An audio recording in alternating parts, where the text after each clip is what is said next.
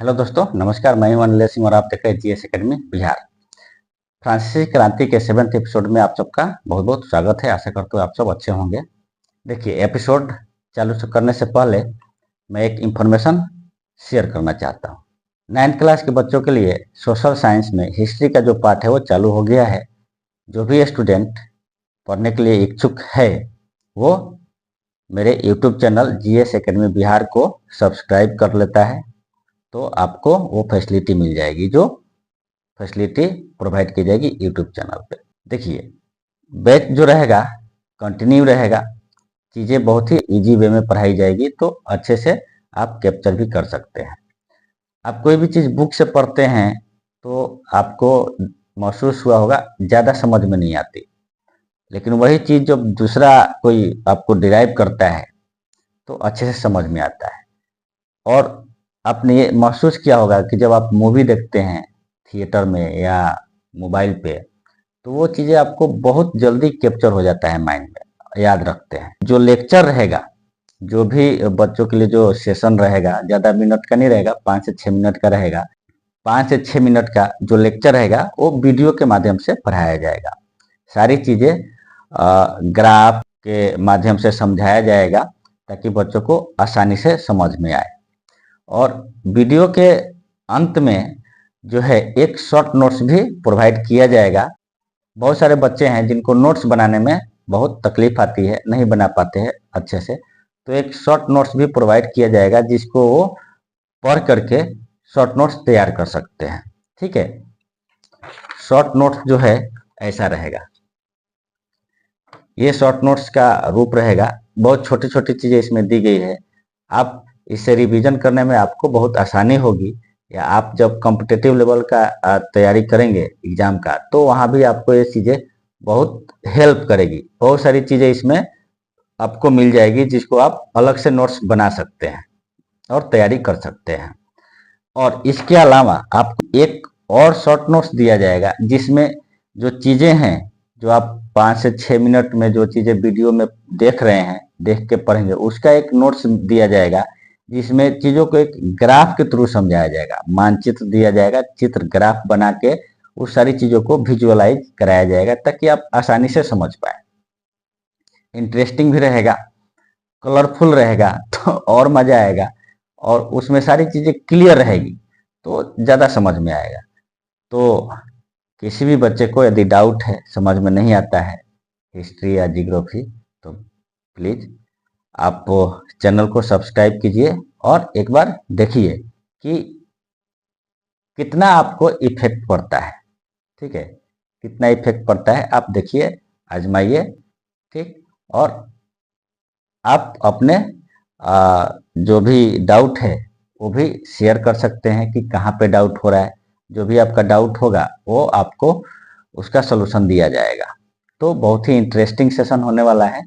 तो जल्दी से जल्दी मोबाइल उठाइए और मोबाइल में अपने जीएस एकेडमी बिहार उसको सब्सक्राइब कर लीजिए, और सब्सक्राइब करके अपना लर्निंग चालू कर सकते हैं। ठीक, अब हम चलिए चालू करते हैं आज का 7th एपिसोड फ्रांसीसी क्रांति का, जिसमें हम पढ़ने वाले हैं पुरुष और नागरिक अधिकार घोषणा पत्र। ठीक है, कि जब घोषणा पत्र बना था तो उसमें पुरुष और जो नागरिक हैं उनके लिए क्या क्या चीज़ें उसमें बताई गई थी। तो आज का जो सेशन होगा पूरा इस पे आधारित होगा।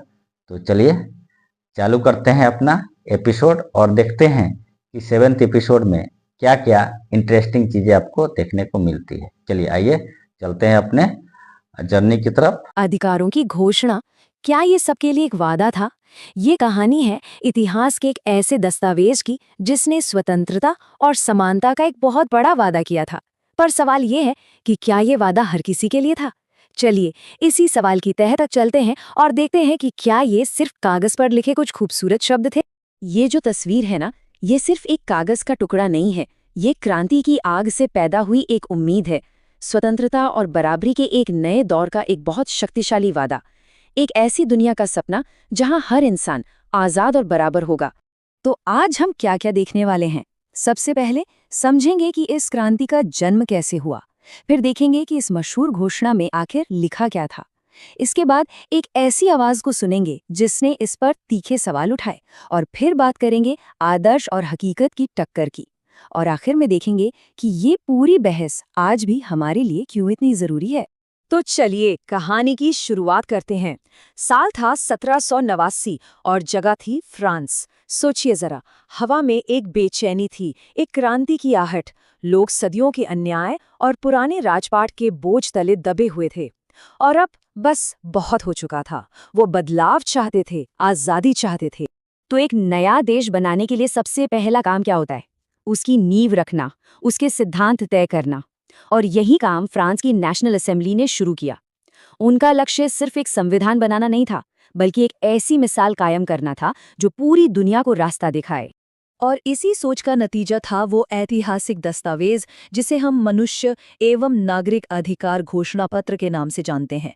ये समझिए कि ये उस नए दौर का घोषणा पत्र था, उसकी आत्मा थी। इस घोषणा की सबसे बड़ी बात थी नैसर्गिक अधिकारों का कॉन्सेप्ट। मतलब कुछ अधिकार ऐसे होते हैं जो आपको सिर्फ इसलिए मिलते हैं क्योंकि आप इंसान हैं।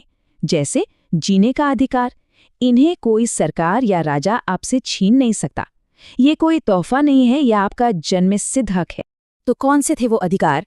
इस घोषणापत्र ने लोगों को स्वतंत्रता, अपनी संपत्ति रखने, सुरक्षा पाने और हाँ, जुल्म के खिलाफ आवाज उठाने का अधिकार दिया। और यकीन मानिए, उस जमाने में ये बातें कहना ही अपने आप में एक बहुत बड़ी क्रांति थी।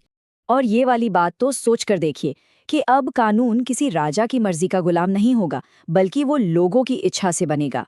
मतलब पावर अब राजा के महल से निकलकर सड़क पर आम इंसान के हाथ में आ रही थी। लेकिन कहानी में एक ट्विस्ट है। जब हर तरफ इन अधिकारों का जश्न मनाया जा रहा था, तब एक आवाज ऐसी भी थी जो इस सब पर सवाल उठा रही थी। एक आवाज जो इस चमक दमक के पीछे की हकीकत को देख पा रही थी। और सवाल बहुत सीधा और तीखा था। क्या ये अधिकार सच में सबके लिए थे, या फिर ये सिर्फ उन लोगों के लिए एक नया खेल था जिनके पास पहले से ही पैसा और ताकत थी? ये आवाज थी ज़ियां पॉल मरा की। वो एक पत्रकार थे, एक क्रांतिकारी पत्रकार। अपने अखबार जनता का मित्र के जरिए वो उनकी आवाज बनते थे जिनकी कोई नहीं सुनता था। गरीब, शोषित और बेबस लोग। मरा का तर्क बहुत साफ था। उन्होंने कहा, ये सब बड़े बड़े शब्द, ये संविधान, ये सब अमीरों के लिए हैं। सोचिए, उस इंसान के लिए आज़ादी का क्या मतलब जिसके पास खाने को रोटी नहीं है?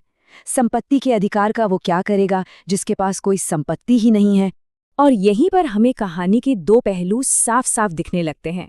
एक तरफ है घोषणापत्र के ऊंचे ऊंचे आदर्श, और दूसरी तरफ है जमीन की कड़वी हकीकत जिसे मरा सामने ला रहे थे।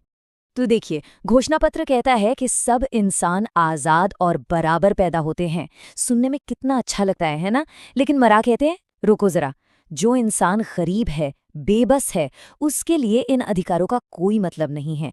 ये तो उसके लिए बस एक मजाक जैसा है।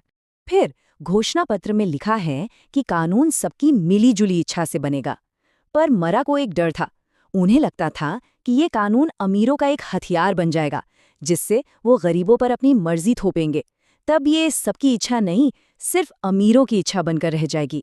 तो यहीं पर आकर असली सवाल खड़ा होता है। एक तरफ एक ऐसा दस्तावेज जो सबके लिए बराबरी की बात करता है, और दूसरी तरफ एक ऐसा समाज जो ऊंच नीच और अमीरी गरीबी में बुरी तरह बटा हुआ है। तो क्या सिर्फ कागज पर बराबरी लिख देने से हकीकत बदल जाती है? अब शायद लगे कि ये तो 200 साल से भी ज्यादा पुरानी बात है। आज इसका क्या मतलब? मतलब है, क्योंकि जो सवाल ज़ियां पॉल मरा ने उस दिन उठाए थे, वो सवाल आज भी हमारे चारों तरफ गूंज रहे हैं। इस घोषणा की विरासत कह सकते हैं कि दोहरी है। एक तरफ कोई शक नहीं कि इसने दुनिया भर में डेमोक्रेसी और ह्यूमन राइट्स की लड़ाई को एक नई आग दी, एक ब्लूप्रिंट दिया। लेकिन दूसरी तरफ इसने वो मुश्किल सवाल भी हमेशा के लिए छोड़ दिए जो मरा ने पूछे थे कि क्या सिर्फ कानूनी अधिकार दे देना काफी है? अगर समाज में न्याय नहीं है तो इन अधिकारों का असल में क्या फायदा? और ये हमें एक आखिरी और सबसे अहम सवाल पर लाकर छोड़ता है। कोई भी अधिकार असल में अधिकार कब कहलाता है? जब वो सिर्फ कानून की किताबों में दर्ज हो, या तब जब समाज का सबसे कमजोर और गरीब इंसान भी उसे अपनी रोजमर्रा की जिंदगी में महसूस कर सके?